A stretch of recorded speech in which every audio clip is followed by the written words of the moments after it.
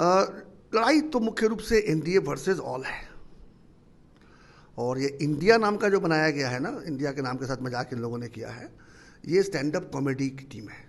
ये जो खड़ा होते हैं, हमने देखा था 2019 के चुनाव के पहले भी बहुत सारे कॉमेडियन एक साथ खड़ा हुए थे और फिर कॉमेडियन अपने अपने क्षेत्र में जाके अपना कॉमेडी किए। इसका भी वही होना है, क्योंकि जब तक आपके पास कोई सकारात्मक मुद्दा नहीं होगा तो अब जनता के बीच में क्या कहेंगे। नमस्कार, आप देख रहे हैं न्यूज़ फॉर नेशन में आपके साथ अभिजीत सिंह। एक तरफ बेंगलुरु में विपक्षी एकता की दूसरी बैठक सफल हुई और वहीं बात करें तो दूसरी तरफ दिल्ली में एनडीए की भी बैठक कल बुलाई गई थी। और वहीं बात करें तो अब जो विपक्ष का नया नाम दिया गया है इंडिया, तो अब लड़ाई लग रहा है कि एनडीए बनाम इंडिया होगा। और इसी में बात करने के लिए हमारे साथ हैं जन स्वराज से जुड़े हुए हैं और निर्दलीय एमएलसी हैं सच्चिदानंद राय जी। उनसे बात करेंगे कि जिस तरह से अब जो विपक्ष का नया नाम दिया गया है इंडिया और एनडीए, तो क्या लगता है कि एनडीए और बनाम इंडिया होगा या थर्ड फ्रंट का भी कोई बात निकल के आएगा? देखिए, थर्ड फ्रंट बोल के कुछ होता नहीं है। आपने देखा होगा जितने प्रयोग हुए हैं थर्ड फ्रंट के वो सब फेल ही हुए हैं, इसलिए तीसरा फ्रंट तो कोई नहीं होगा। फ्रंट तो दो ही होंगे, लेकिन और भी पार्टियां हैं जो किसी फ्रंट का हिस्सा नहीं है। जैसे आप देख लीजिए, जो भी आज जो शासन में है, आंध्र प्रदेश है, तेलंगाना है, उड़ीसा है, ऐसे कई राज्य हैं जहाँ की पार्टियां बड़ी मजबूत पार्टियां हैं, लेकिन वो दोनों में से किसी भी फ्रंट का हिस्सा नहीं है।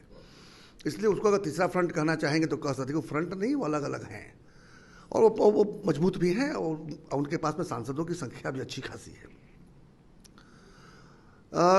लड़ाई तो मुख्य रूप से एनडीए वर्सेस ऑल है।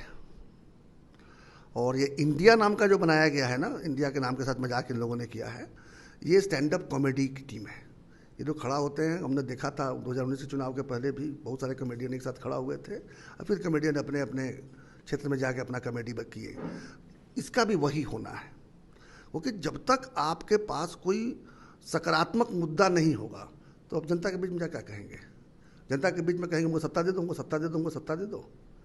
और एक नरेंद्र मोदी को बार बार गाली देकर तो नरेंद्र मोदी की तो आप और ब्रांड इक्विटी बढ़ा ही रहे हैं ना, घटा कहाँ रहे हैं। आप मोदी मोदी मोदी मोदी कर रहे हैं तो मोदी ब्रांड बढ़ रहा है। इनको समझ में नहीं आ रहा है कि अपने पैर पे खुद ही कुल्हाड़ी मार रहे हैं। आप मुद्दों को लेकर लोगों के बीच में जाइए, आप विषय को रखिए बीच में। जनता की तकलीफें जो है कैसे दूर होंगी उनके बारे में बात करिए, बात होगी। आप केवल एक व्यक्ति का विरोध करके कभी भी सफल नहीं हो सकते। लेकिन वो तो कह रहे हैं कि महंगाई, बेरोजगारी इस तरह से बढ़ रही है, इसी के लिए हम नरेंद्र मोदी को हटाना चाह रहे हैं, हम लोग इसलिए एकजुट हो रहे हैं। हमने ऐसा तक सुना नहीं कि कोई खास सकारात्मक कोई अभी तक एक पैराग्राफ भी नहीं आया है कि किस लिए खड़े हैं। ये जो इंडिया बोल के जो बना है यूपीए, इसका मुद्दा क्या है, ये किसी पर लड़ना चाहते हैं। अभी तक मोदी को हटाना है छोड़ के तो हमने कहीं नहीं सुना। हम तो कुछ टीवी डिबेट वगैरह सुनते रहते हैं, उनके प्रवक्ता आकर बोलते हैं, किसी ने भी ये नहीं बताया। ऐसे बाकी विधवा प्रलाप तो लोग पूरे साल करते ही रहते हैं, 5 साल तक विधवा प्रलाप ही करते हैं। मोदी जो कर रहा है सब गलत कर रहा है। मैं मानता हूँ कि मोदी जी गलत कर रहे होंगे, लेकिन सब गलत कर रहे होंगे और फिर भी जनता वोट देती रहेगी, तो ऐसा नहीं होता है ना। लेकिन सर, जिस तरह से बेंगलुरु में विपक्ष का बैठक हुआ और वहीं दिल्ली में इंडिया का बैठक हुआ, तो कह रहे हैं कि मेरे साथ 26 पार्टियां जुड़े हैं, इंडिया कह रही है हमारे साथ 38 पार्टियां हैं। इसको कैसे आप देख रहे हैं, 26 और 38 पार्टी? 38 में 25 के पास तो एक भी सांसद नहीं है और वो सब अलग अलग जातियों को रिप्रेजेंट करते हैं और तो कुछ करते नहीं हैं। और मांझी जी हों, सहनी जी हों, ऊपर कुशवाहा जी हों, उधर जो है आपके सुहलदेव जी वाले जो राजभर जी हों, ये लोग किस लिए हैं?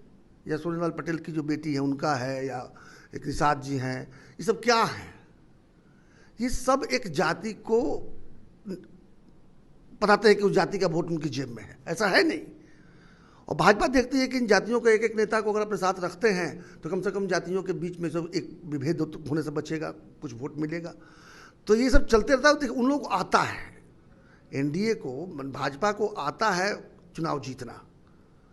और इन लोगों में जो तथाकथित इंडिया नाम का जो एक बना है गठबंधन, जो गठबंधन तो हो ही नहीं सकता, क्योंकि जो जहाँ मजबूत है वहाँ तो किसी और को मौका देगा नहीं, और जो कमज़ोर है किसी और को दूसरी जगह जाकर मदद करने की स्थिति में नहीं है। तो इसलिए बहुत कुछ होते हुए नहीं देख रहे हैं। हमको लग रहा है कि ये जो 14 में 19 में हुआ वही शायद 24 में भी होगा, जहाँ तक राष्ट्रीय स्तर का सवाल है। अब बात करते हैं बिहार की। देखिए, हम राष्ट्रीय स्तर पर ज़्यादा हम जानते नहीं, इसलिए मैं जितना अपने मन की भावना थी वो मैंने आपके बीच रखा। जो हम देख के समझ पा रहे हैं, जितना हमारा विश्लेषण करने की जितनी क्षमता है उसके आधार पर मैंने बात कही। देखिए बिहार में होगा, बिहार में दूसरा कुछ होगा। बिहार की जनता इस बार मुद्दे ढूंढेगी। जो भी नेता उनसे वोट मांगने जाएंगे, जो बिहार की जनता उनसे मन ही मन या खुल के पूछेगी कि भैया इससे मेरे बच्चे के भविष्य में क्या अंतर पड़ना है। आप जो जाति की बात कर रहे हैं, ठीक है, हम जाति के नाम पर वोट देने से मेरे बच्चे के भविष्य में क्या अंतर पड़ेगा। पिछले 35 वर्षों से तो दे ही रहे हैं, कोई फर्क नहीं पड़ा, हमारा भविष्य अंधकार में होता चला गया। जो मजहब की बात करेंगे उनसे भी वही सवाल पूछेंगे, जो मंदिर मस्जिद की बात करेंगे उनसे भी यही सवाल पूछेंगे। तो सवाल तो लोग पूछेंगे। यानी बिहार में सभी नेताओं से जो वोट मांगने जाएंगे उनसे सवाल पूछा ये जाएगा। तो जनता तो पूछेगी कि भाई मेरे बच्चे का भविष्य कहाँ दिख रहा है इसमें। इसलिए अगर समय रहते बुद्धि आ गई तो ये पार्टियां जाएंगी और जाकर कहेंगे कि आपके बच्चे के लिए मैंने ये योजना बनाई है, वोट दीजिएगा तो मैं आपके बच्चे के लिए करूँगा। ये जाति की बात करेंगे अगर और मजहब की बात करेंगे तो जितना करेंगे उतना जनसुराज का मदद करेंगे। सर, जिस तरह से अब 2024 का लोकसभा चुनाव काफ़ी नज़दीक हो गया, तो जनसुराज को कैसे देख रहे हैं? 2024 में वो किस तरह से चुनाव लड़ेंगे और कितने सीटों पर लड़ेंगे? देखिए, जनसुराज के बारे में पहले बता दूं, ये कोई सामाजिक या सांस्कृतिक मंच नहीं है, ये शुद्ध रूप से राजनीतिक मंच है और राजनीतिक व्यवस्था परिवर्तन के लिए इस मंच का काम चल रहा है। ये जो पदयात्रा हो रही है, लोगों के बीच जाकर जो प्रशांत जी अपनी बात रख रहे हैं, हम लोग जनसुराज जी के रूप में जो लोगों के बीच में जा रहे हैं, हम सिर्फ यही लोग बता रहे हैं कि भाई बहुत हुआ जाति के नाम पर और धर्म के नाम पर वोट देना, किसी के डर से किसी को वोट देना, किसी के डर से किसी को वोट देना। एक बार अपने बच्चे के बारे में सोचिए। कोई यहाँ न हिंदू मुसलमान बनने जा रहा है, न मुसलमान हिंदू बनने जा रहा है, न किसी की जाति का प्रतीक छीना जा रहा है। अगर आपके बच्चे मजदूर बनकर जाकर दूसरे राज्यों में काम कर रहे हैं तो नुकसान सिर्फ आपका हो रहा है और नुकसान करने वाले भी आप ही हैं, क्योंकि आपके पास एक ही पावर है वोट के समय नेता को, उस नेता को हराना जिसने आपके लिए काम न किया हो। तो जितनी भी पार्टियां हैं सब किसी न किसी रूप में सत्ता में रही हैं। नीतीश जी ने कम से कम एक काम तो कर ही दिया कि हर 2-4 साल पर घुमा कर एक नया बन जाता है या उसके ऊपर में बैठे रहते हैं तेल की तरह। थोड़ी ही मात्रा है लेकिन तेल की तरह ऊपर तैरते रहते हैं और मात्रा वाले पानी नीचे रहते हैं।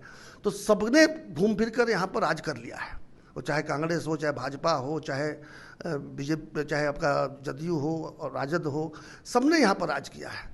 तो जनता तो जानती है कि उनके जीवन में क्या परिवर्तन आया है।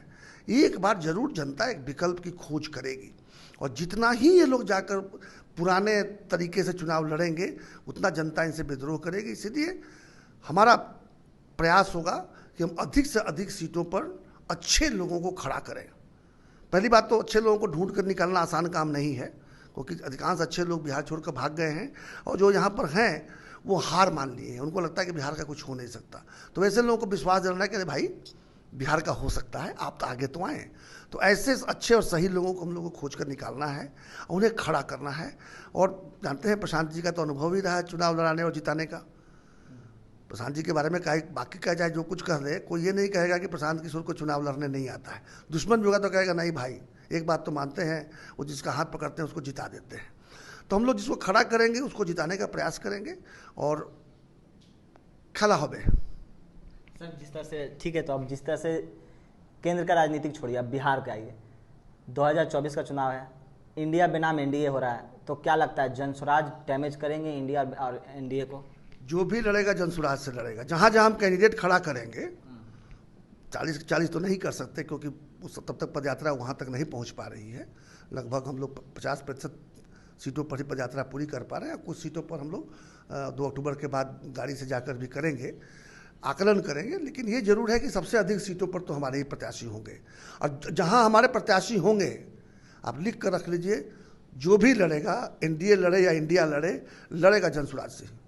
चलिए, तो आपने सुना निर्दलीय एमएलसी सच्चिदानंद राय जो जनसुराज से जुड़े हुए, उनका साफ तौर पर कहना है कि एनडीए और एनडीए के बीच में जनसुराज है, जहां भी जीतेंगे जनसुराज ही जीतेगा। इस तमाम खबरों को न्यूज़ 4 नेशन के साथ नमस्कार।